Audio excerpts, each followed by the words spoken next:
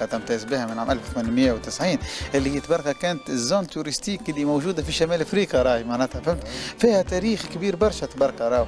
وماذا بينا كيف رجعوا للجاز، ترجع تبارك لازدهارها ولا لحد كل شيء، تشوف البحر، تشوف البيسين اللي موجود. لها تبارك يا مولاي، مرحبا بكم في تبارك، مساء الجمال مساء الحب.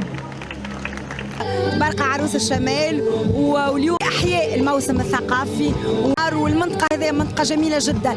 انا كي نقوم معناتها البارح جيت خاطر كي قمت الصباح بكري وشفت طلوع الشمس وبرشا ناس شبوها بكان، ونحن في تونس الحقيقه تونس اللي هي قلب المتوسط اشب من برشا بلدان في العالم، يا ريت تكون قبلة الناس. وهذه تبارك اليوم وتبارك بلاد مزيانه برشا وتبعد على العاصمه تونس ساعتين ونص، لكن يا ريت اليوم نوليو ناخذوا كرهبه ونمشيو. لطفي اليوم في تبرقه هالايامات في تبرقه المزيانه اللي استقبلتنا، كلمتين على تبرقه. يا خويا استقبلتنا يا خويا استقبلتنا يا خويا لا يحرق لها انبوب انا لا يفشلها عجله يا خويا. شو نقول لك، روعه بحرها طياره ربي حباها معناها مش عاد. صور جلجل صورك الدنيا مغادي كالضوء معناها تراها كاني جبل تبعني ذاك يا ودي مش عامبره بالحق مزيانه برشا تبارك. انا عامتي ما نجيهاش معناها بالحق تصير نبدا ناقص حاجه، والله ناقص حاجه كاني يلزمنا نجي تبارك. كلمتين على تبارك ساعه حاجه سين بيرل قاطعه جميله ياسر. ربي سبحانه واش خلق، فما الجبل فما البحر. تبارك في الشتاء حلوه ياسر، جيت تبارك في الشتاء وفي الصيف زاده جميله. ان شاء الله تونس الكل هكا، ان شاء الله ديما تونس فرحانه، وان شاء الله الجاي يكون خير، ومقاومه ثقافه الموت الا بالحياه، وهنا موجوده الحياه. حر وجبل وخضار يعني، كاننا نخرج شويه للبنان، شبه البرشا بلبنان. طبعا اكيد هون مثل كانك على الساحل بلبنان. على كل مرحبا بك، ودينا انت صديقه تونس. طبعا اكيد انا مش صديق، انا من اهل البيت. منطقه تبارقه يعني عندها الامكانيات باش تستوعب العدد اللي يجيها من لكن اولا لازم فتح المطار.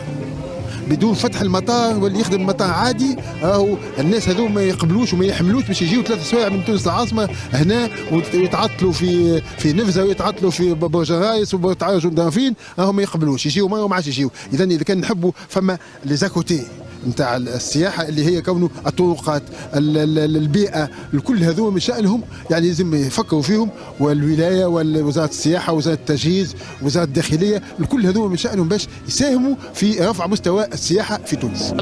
فما مزيد من المشاريع، وان شاء الله اللي يخبي فلوسه بعد فتره وبعد الانتخابات ان شاء الله تخرج، باش المناطق هذه اللي تحرمت سنوات والسنوات رغم ربي اعطاها الطبيعه الجبل البحر ان شاء الله تستمتع يا ربي. لو تنجم تقول على هالمنطقه الحلوه تبرقه؟ صراحه الابهار كلمه قليله، ابهرت تقريبا الانفراستركتور الموجوده، الوتله اللي سكرت ان شاء الله ترجع تخدم، وان شاء الله البلاد كتبرقه وغيرها تعاود تروح. نزار مرحبا بك. وبيك اكثر معز، عايشك ميرسي. نزار انت في تونس وفي تبرقه معناتها روحت لتونس توا بعد عام كامل في قطر باش تعدي ايامات في هالمنطقه الجميله من بلادنا. صراحة مدينة تبرقة منطقة من أروع المناطق الموجودة بالتأكيد.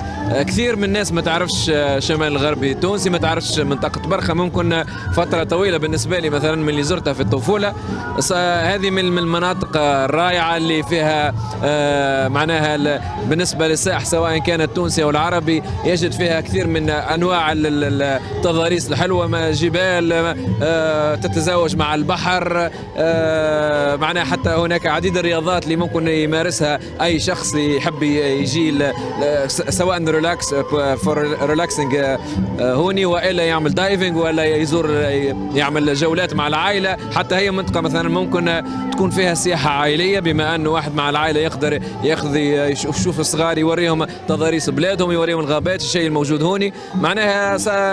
واعتقد الفرصه هذه والمؤسسه السياحيه اللي شهدت الافتتاح اليوم تمكن سواء السائح التونسي او السائح العربي من القدوم الى منطقه تبرقه والاستمتاع بالشيء الموجود فيها، وان شاء الله تكون بادره لمزيد انتعاش السياحه التونسيه، لانه نعرفوا في الفترات الاخيره بلادنا عرفت نوع من الركود من النوع السياحي. ان شاء الله هذه المؤسسه السياحيه تقوم بالترويج لمؤسسات اخرى عالميه من اجل ان تكون مدينه تبرقه قبله سواء للسياح التونسيين او العرب او حتى الاوروبيين. شنو ترى فيها تبرقه كمميزات سياحيه اللي تخلي السائح يقبل على الجهه هذه؟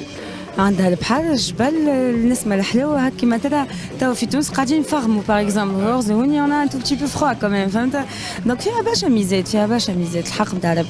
انت التوانسه معناتها اللي قاعدين يتفرجوا شنو تقول لهم على تبرقه معناتها باش يجيو لهنا؟